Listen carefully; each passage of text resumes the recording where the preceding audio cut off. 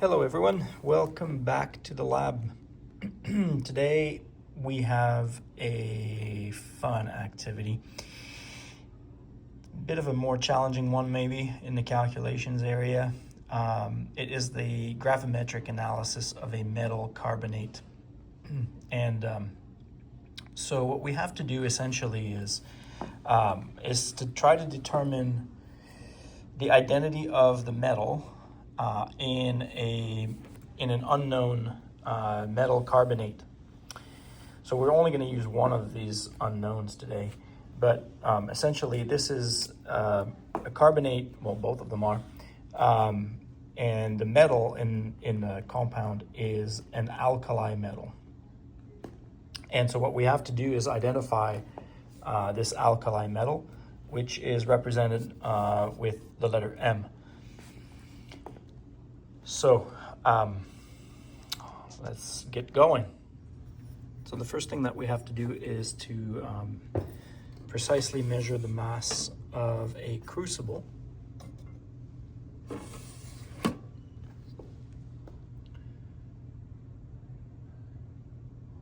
$21.2698. So the next thing we have to do is to measure about 2 grams of our unknown metal carbonate. So we're going to use our unknown B. It doesn't need to be exactly 2 grams. And the reason for this is because our unknown carbonate right now probably has moisture absorbed in it. And so what we're going to do before we start the experiment, carbonates tend to absorb moisture from the air. And so what we're going to do is we're going to heat it up for a couple minutes in the crucible. And what we're trying to do is take a couple of measurements that are the same, so that we know that we've driven off all of the water that is in this carbonate. So let's go heat it up for 2 or 3 minutes. Now here we are after the second heat. Our crucible has now cooled down, and the mass after the first heat was 23 grams. And we are still at 23 grams, so this is excellent. It tells us that all of the water has been evaporated.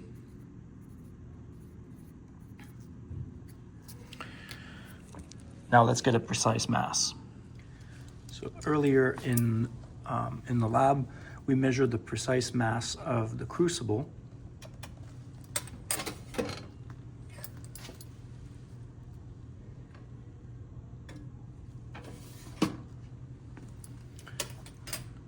And now we have the mass of the crucible and the dry metal carbonate, 23.0070.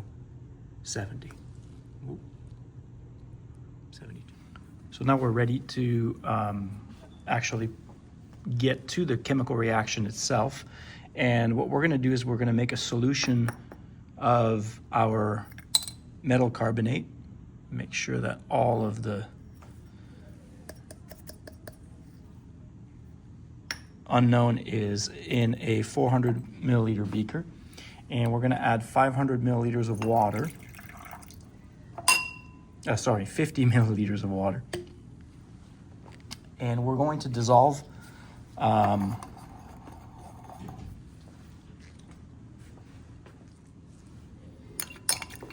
the carbonate.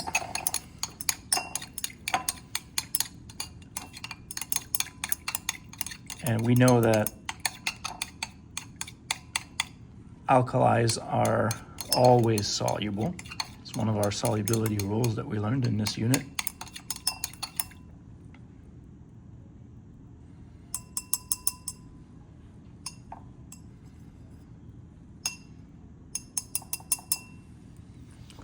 And what we're going to do is we're going to add 125 milliliters of calcium carbonate, calcium chloride, 125 milliliters of calcium chloride to our solution. Here the calcium chloride is 0.2 molar, and this is the excess reagent. So we have calcium ions and chloride ions in the solution. Over here was the alkali metal and the carbonate. So the calcium ion from the calcium chloride solution is going to precipitate with the carbonate ion from the metal carbonate.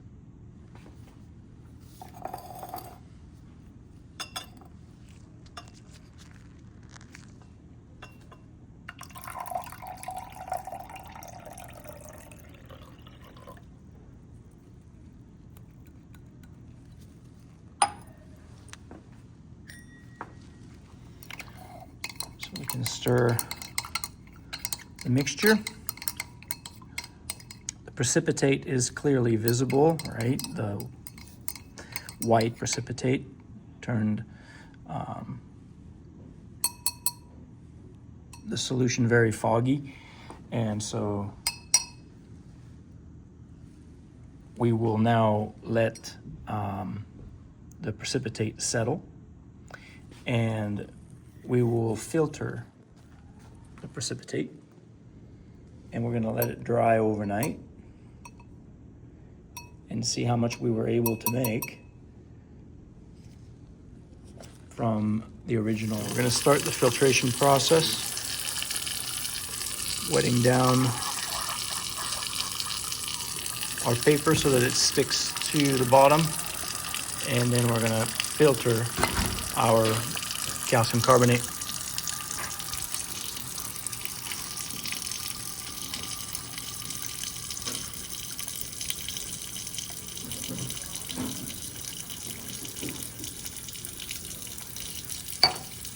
Back in a minute.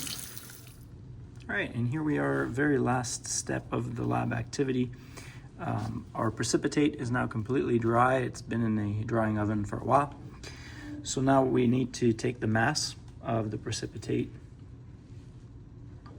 on the filter paper, because we had previously taken the mass of the filter paper.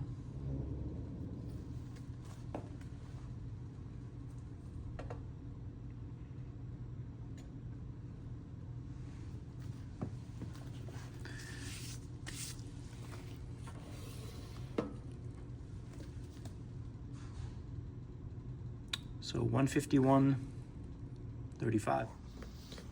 Well, we have completed the lab, so we are now ready to begin the calculations to determine the identity of the metal in our unknown metal carbonate. Now remember, we were told in the lab that this metal was a group 1 metal, so it is an alkali.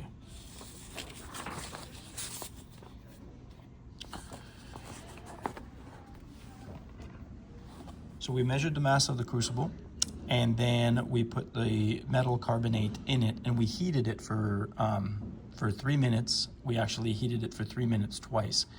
And the reason for that was because carbonates tend to absorb moisture from the air, and we wanted to make sure that we were starting out with a dry and pure metal carbonate.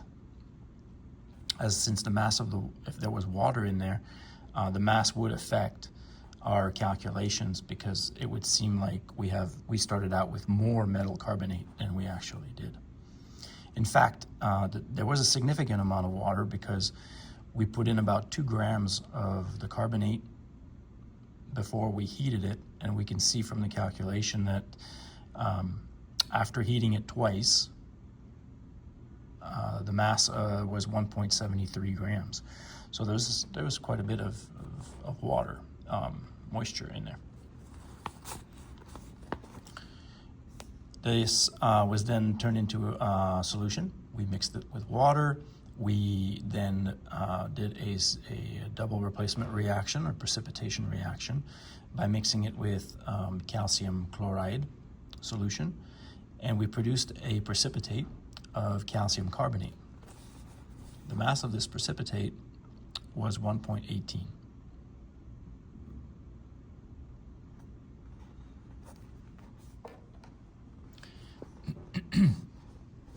we did after this is we calculated the percent by mass of carbonate in calcium carbonate, and this is for the following calculation. So essentially, we took the mass of the carbonate ion, which is 60 grams per mole, 12 for carbon, and 48 for 3 oxygens. So we had 60 divided by 100, which is the mass of calcium carbonate, so 60%, which tells us that 60% of the mass of calcium carbonate comes from the carbonate ions. Since this is our calcium carbonate, we can take 60% of that 118 mass, and this reveals that in our dry precipitate, we had 0.71 grams of carbonate.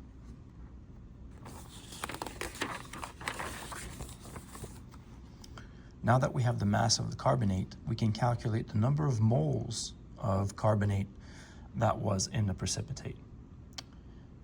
So the mass of the carbonate was 0.71 grams. The molar mass of carbonate is 60.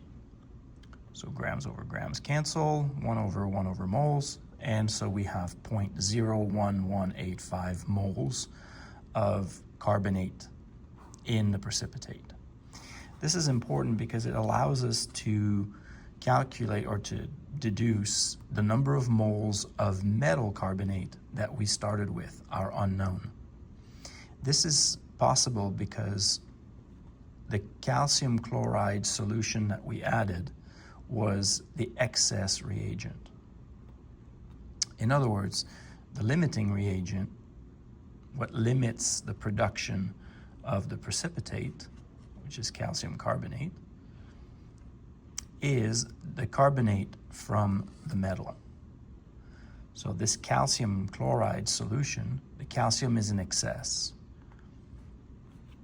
So we can see from the balanced equation that when you have 1 mole of calcium carbonate, it is because you had 1 mole of carbonate ions. And you have a mole of carbonate ions because you started with 1 mole of metal carbonate. So since we know that this carbonate in the precipitate is 0.01185, it tells us that the limiting reagent carbonate here is 0.01185. which means that we had to have 0.01185 moles of our metal carbonate ion, metal carbonate unknown. Well, since we have 0.01185 moles of the metal carbonate, and we know how much we started with, right? The 1.74. This is the mass of the carbonate that we started with. So the molar mass, which is grams per mole, is the mass of the metal carbonate divided by the moles of metal carbonate that we have. So grams divided by moles gives us 146.6 grams per mole. This is our molar mass of metal carbonate. Using the molar mass, we can then determine the identity of the metal carbonate because we were told that it's an alkali metal. So what we can go is we can proceed by elimination. Knowing that it's an alkali metal, it could be lithium carbonate that would have a mass of 74 grams per mole.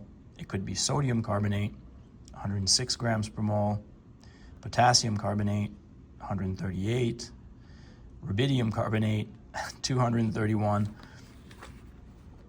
So these are the options that we have. Our experimental value is 146,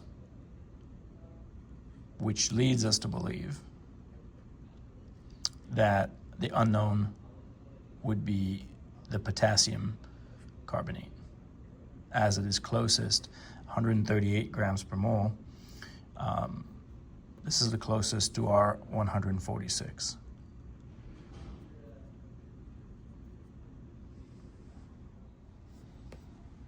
It would also be possible to determine the identity of the alkali metal by looking at the mass of the alkali metal. Since we calculated that the molar mass of the M2CO3, right, our unknown carbonate that we started with, the molar mass was 146.6. Well, we know that the mass of carbonate is 60 grams per mole.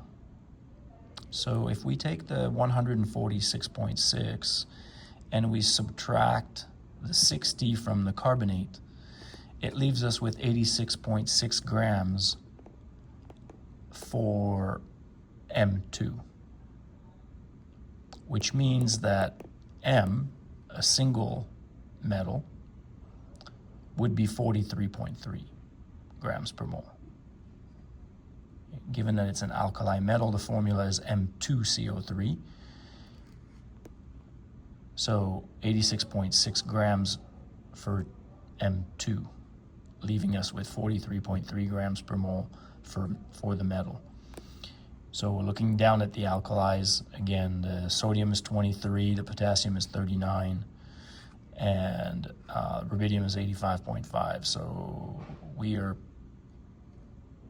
very close to potassium again. So either way, we're at K2CO3. The next step of the calculation is to determine our percent error and percent yield. So to calculate our percent error, essentially it's the difference between what we got and what we should have gotten divided by what we should have gotten, right? So our experimental value minus the accepted value, so that's how far off we are, divided by the accepted value.